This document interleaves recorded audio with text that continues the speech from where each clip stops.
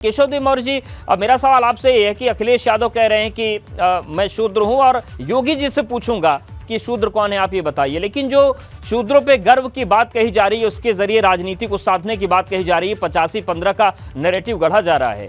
आप सभी लोग राजनीति करते हैं, जो वंचित वर्ग है उसको उठाने का काम करते हैं, लेकिन आज जो अखिलेश यादव ब्रांड एम्बेसडर बन रहे हैं कि मैं शूद्र हूं, क्या आप मानते हैं कि मुख्यमंत्री रहते हुए उन्होंने इतना काम किया कि वो आज डंके की चोट पर कह सकें कि मुझे गर्व है? क्या शूद्र समाज गर्व करता है उन पर जिनके नाम पर राजनीति हो रही?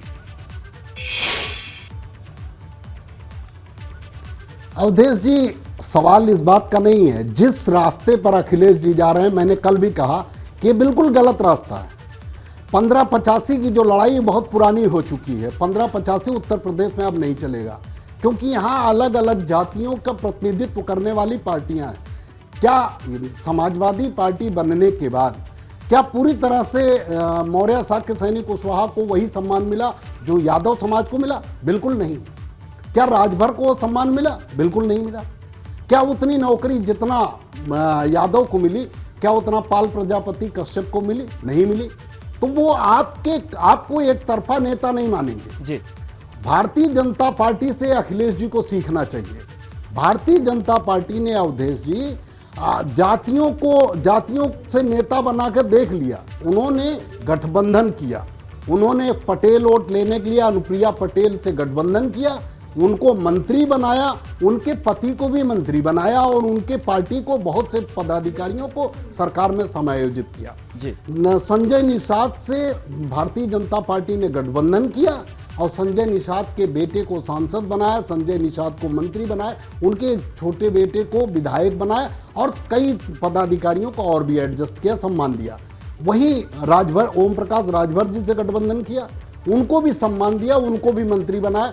हम ये जो जितने छोटे दल के लोग हैं, इन्हें कोई पूछ नहीं रहा था, उसमें मैं भी हूँ, केशवदेव मौर्य, मुझे भी। हाँ, इतना है कि हम वैचारिक रूप से समाजवादी पार्टी और बसपा से जुड़े हुए हैं। हम चाहते हैं कि दलित पिछड़ों के लिए आवाज उठाने वाला कोई हो। भारतीय जनता पार्टी से हमारी कोई अदावत नहीं है। बिल्कुल। तो क्या केशव जी, क्या हम ये मान सकते हैं कि जो आपने कहा कि जो भारतीय जनता पार्टी की रणनीति वो अच्छी है कि अगर वो अनुप्रिया पटेल से करते हैं गठबंधन तो उनको सम्मान देते हैं, मंत्रिमंडल में राजभर जी को देते हैं, निषाद जी को देते हैं, तो क्या 2024 के जो गणित है उसमें आप अगर ट्रैक रिकॉर्ड अच्छा है तो क्या आप भाजपा के साथ भी जा सकते हैं अगर शर्तें आपकी मानी गई और शूद्र समाज या फिर आप जिस समाज को प्रतिनिधित्व करते हैं उनको सम्मान देने की बात कही गई? तो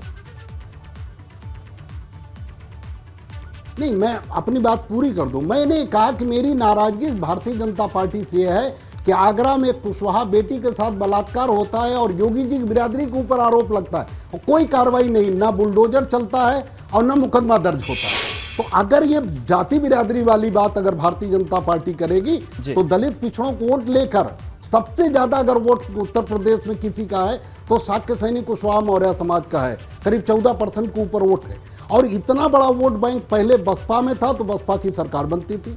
आज भारतीय जनता पार्टी के साथ ये वोट है और भारतीय जनता पार्टी की सरकार को अखिलेश जी, मायावती रोक नहीं पा रहे हैं और सरकार बन रही है जी। लेकिन जिससे हम वोट लेंगे, जिससे भारतीय जनता पार्टी वोट लेगी, उसी की बहन बेटियों के साथ बलात्कार करेगी और न्याय भी नहीं देगी।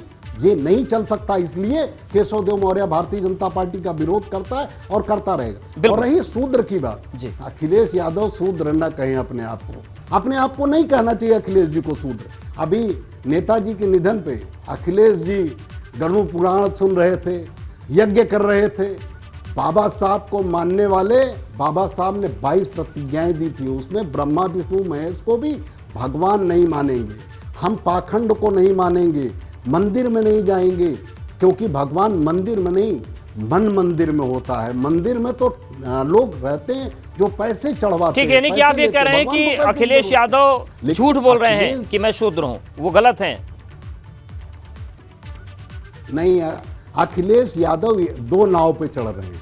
एक तरफ वो कट्टर हिंदू बने रहना चाहते हैं और दूसरी तरफ वो अपने आप को शूद्र भी कह रहे हैं। ठीक है केशव जी, आएंगे, इस बात को आगे बढ़ाएंगे। यहाँ पर वक्त एक छोटे से ब्रेक का है। विवेक भी हमारे साथ बने, विस्तार से इस पर भी बात करेंगे कि ये जो दो नाव की सवारी है 2024 के लिए किस तरीके की सवारी साबित होगी अखिलेश के लिए, और केशवदेव मौर्य और जो तमाम ऐसे दल हैं जो जातियों का प्रतिनिधित्व कर रहे हैं उनकी क्या भूमिका होगी।